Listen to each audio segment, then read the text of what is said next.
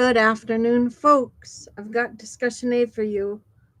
We're going to discuss living with MND. Okay, so here we go. Sit back and enjoy, please.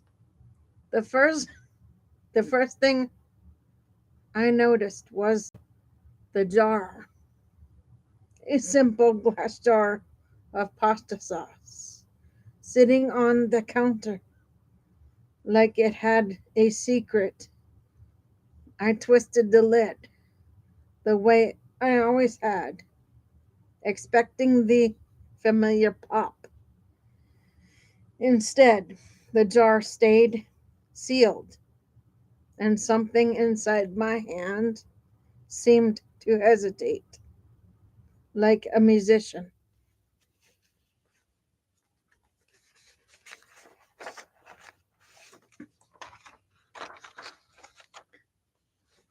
Forgetting the next note in a song they've played for years. I laughed it off. Everyone has off days, but the jar stayed with me. Weeks later, I tripped on the front step. Not a dramatic fall, just a misstep, a stumble, the kind that makes you look back at the ground as if it betrayed you.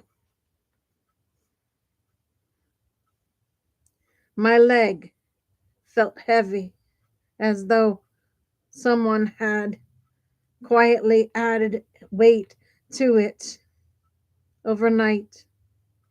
I told myself it was age, stress, maybe a pinched nerve. I told myself anything except the truth. The truth arrived slowly, then all at once. The slow unraveling.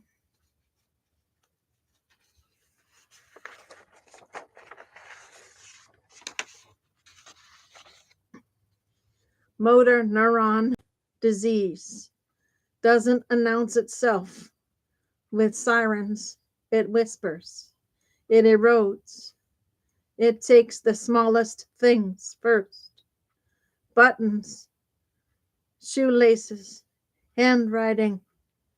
You lose the ability to do what you never realized required strength or coordination. You begin to understand how much of your life depends on muscles you never think you never thanked you never thanked. My hand twitched at night, my foot dragged, my speech slurred on long days. I felt like a marionette whose strings were being loosened one by one. When the neurologist said the words motor neuron disease, I felt the room tilt, not because I didn't know what it meant, but because I did.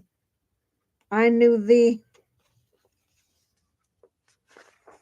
trajectory, the prognosis, the quiet violence of a disease that steals moments but behind leaves the mind intact.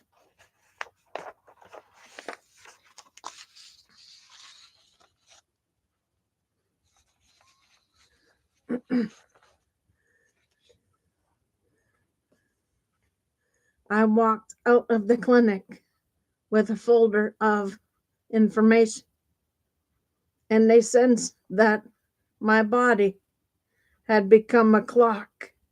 I could suddenly hear ticking. My body's betrayal, the body's betrayal, the mind's the mind's witness. Living with MND is living in two worlds at once. In one world, my body is shrinking. My muscles twitch like Morse code. My legs tire after a few steps.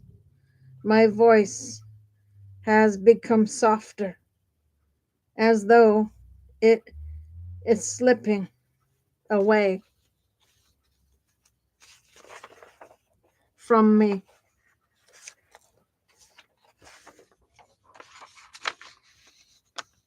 Eating takes concentration. Breathing takes planning. In the other world, my mind is sharp. I notice everything. The way people look at my hands when I drop something. The way they lean when I speak, trying to catch every word. The way their faces tighten when I cough at dinner. I'm fully present for my own decline. That is the cruelty of MND. You remain the witness, the intimacy of dependence. There is a moment every person with MND knows it, when you realize you can no longer hide your symptoms. Mine came when I couldn't lift my arm high enough to wash my hair. I stood in the shower, water running over me, and felt a grief so physical it might as well have been another symptom.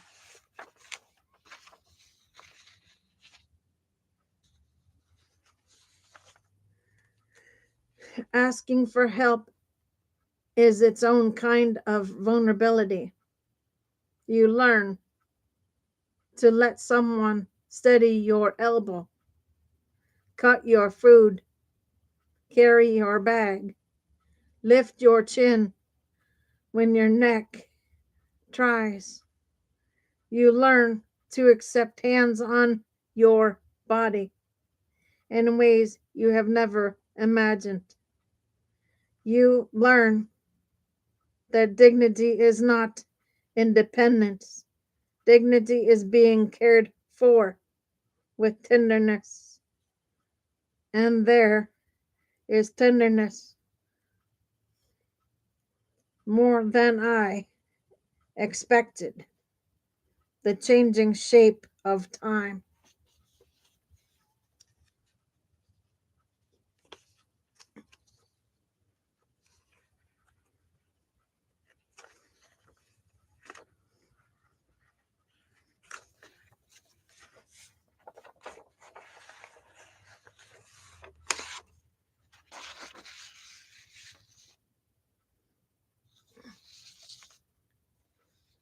Before MND, time was something I spent, not it's something I feel. Now it's something I feel. I measure mornings by how long it takes to button a shirt. I measure afternoons by how many steps I can take before resting. I measure evenings by how much breath I have left for conversation. Losing speech, losing mobility, losing breath. But the truth is simpler. I fear disappearing before I am gone. So I write. I speak while I can. I let people see me, really see me, not as a diagnosis, not as a tragedy, but as a person living inside a body that is changing faster than I can adapt. MND is not just a disease of muscles, it is a disease of identity. You rebuild yourself consistently, constantly finding new ways to be present, to be connected, to be whole.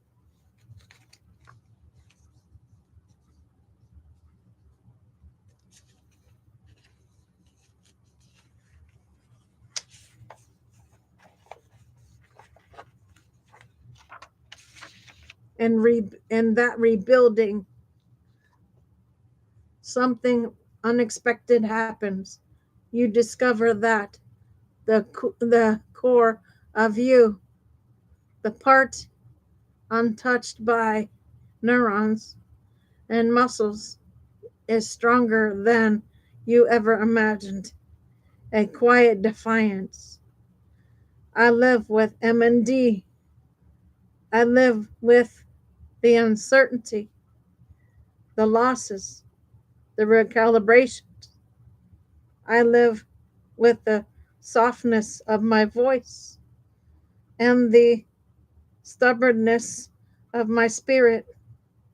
I live with the knowledge of what will come and the determination to shape what is here now. Every day, my body changes. Every day, I choose to stay present anyway. That is the quiet defiance of living with MND, not fighting the disease, but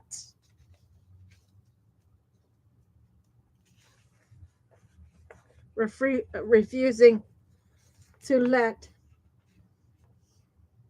it erase the meaning in the moments that remain.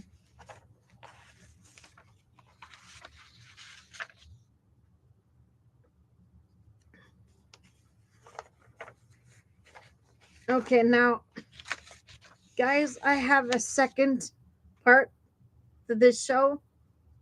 The second part is a view of MND through the caregiver's eyes. Okay, so this part is through the caregiver's eyes. I'm going to go ahead and read it for you now. The title is The House That Holds Us.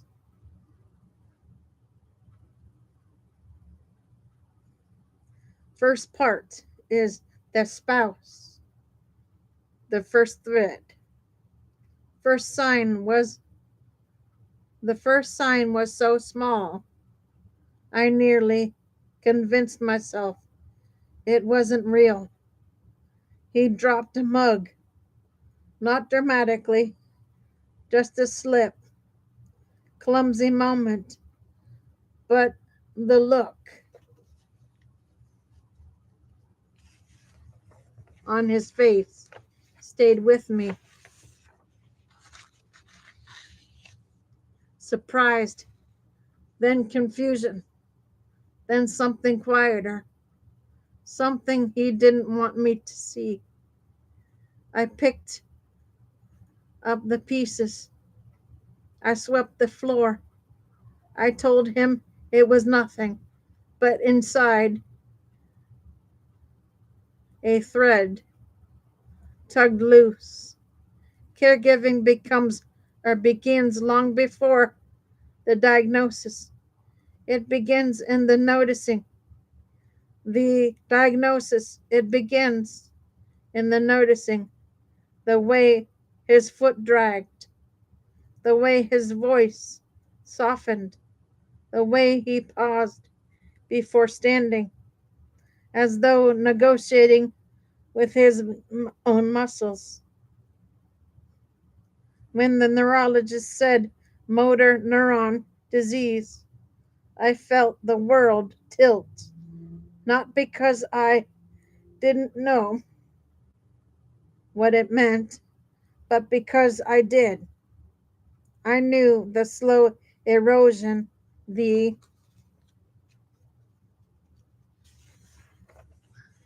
incremental losses, the way the disease rearranges the architecture of a life. I became a caregiver that day, though I didn't say the word out loud. I became the person who steadied him, who watched him, who learned the choreography of decline.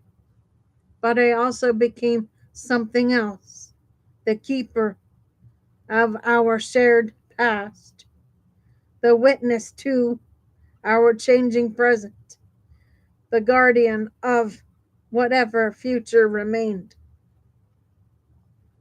The daughter, the second thread. I didn't see the disease at first. I saw the silence. Dad dropped. Dad stopped calling as often.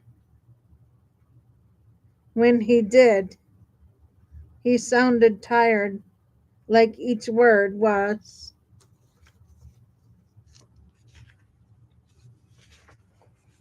a stone he had to lift.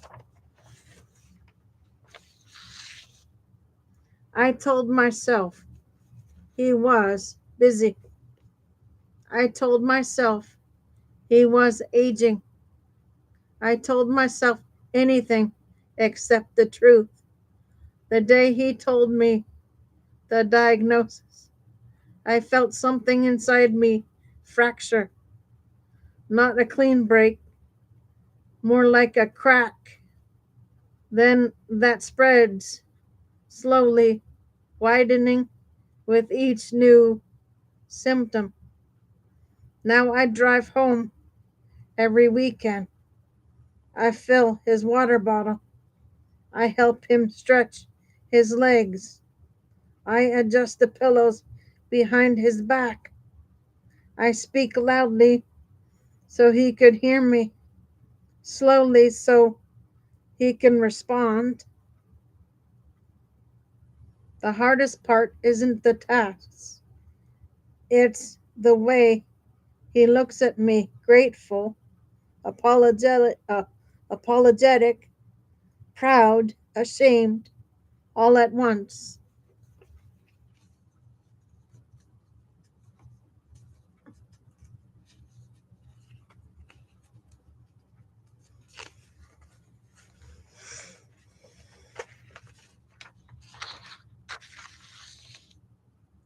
It's the way I look at him, daughter, caregiver, child, adult, all at once. I miss the version of him who could hug me with both arms. I miss the version of me who didn't know this kind of grief. The best friend, the third thread. We used to hike every Saturday. Now I sit beside him in the living room and describe the trail, the smell of pine, the crunch of gravel, the way sunlight hits the ridge at noon. He listens with his eyes closed, smiling faintly, pretending it's enough. He pretends it's enough. Neither of us says what we are thinking.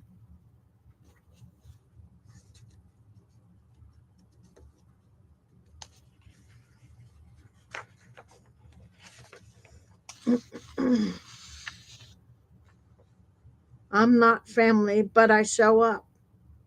I bring groceries. I fix the railing. I help him adjust his neck brace.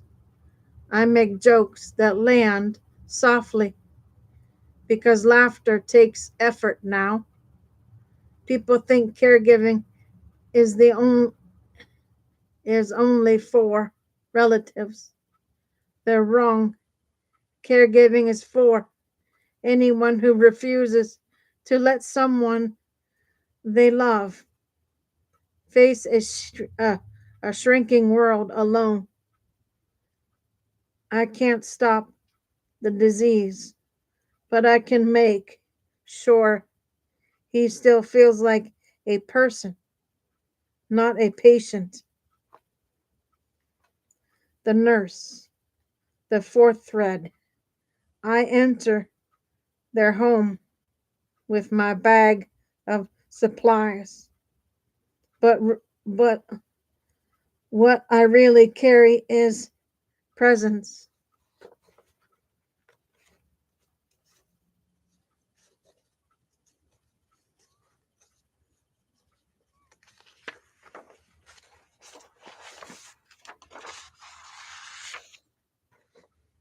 I watch the spouse's exhaustion, the daughter's fear, the friend's determination. I watch the patient's eyes, bright, alert, trapped in a body that is slowly closing the door. My job is clinical. Adjust the ventilator, monitor swallowing, teach safe transfers. My work is emotional. Translate decline into manageable steps. Soften, soften the edges of reality. Hold the space for grief that has nowhere else to go. Caregiving for someone with MND is not a single role. It is a consolidation. I am one star in their sky, but I know how much they rely on the light.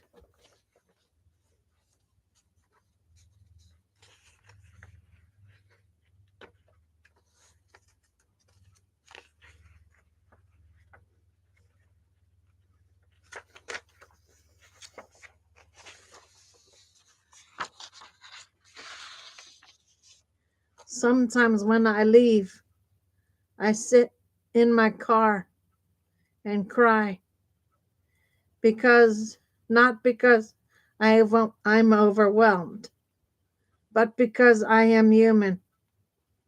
The patient, the fifth thread. I hear them. I hear my wife's careful footsteps. I hear my daughter's steady voice. I hear my friends' stories of the trail. I hear the nurse's gentle instructions. I hear everything, even when I cannot respond. People think MND takes your voice. It does, but it also gives you a new one.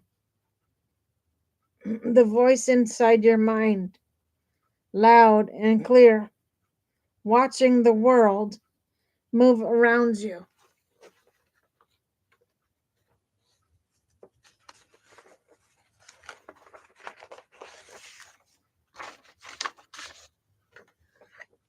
I want to tell them I'm still here. I want to let them notice, let them tell them I notice every kindness. I want to tell them I feel their love like a warm blanket around me. I want to tell them I'm sorry for what this disease demands. I want to tell them I'm grateful for what they give. I want to tell them I am not gone. Not yet. Not today. The braid, the threads woven together. Caregiving for someone with MND is not one story. It is many stories braided together. The spouse's vigilance, the daughter's grief,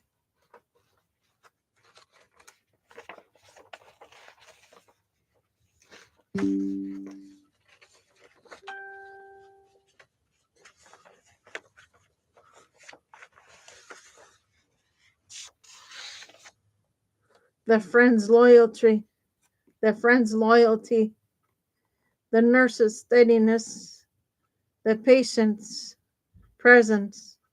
Each voice carries its own truth. Each voice holds a piece of the whole.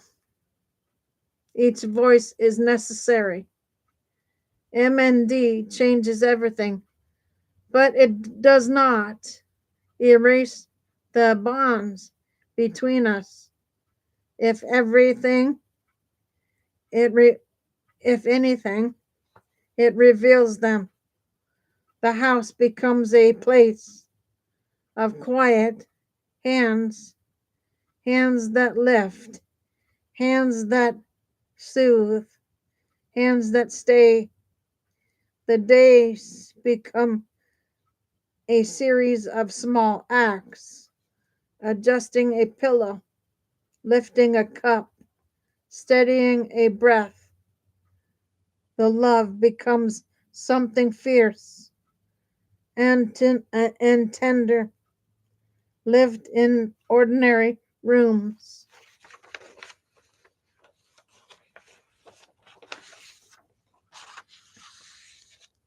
Caregiving is not a role. It is a relationship, a devotion, a quiet heroism. And though the disease reshapes the body, it cannot touch the core of what remains, the connection, the tenderness, the shared humanity that persists until the very end. Okay, guys, that is A for you. I will be back on shortly with B, so give me a little bit for a break, please, and I'll be back on with B for you very shortly. For now, Gator Wellness, take care, folks.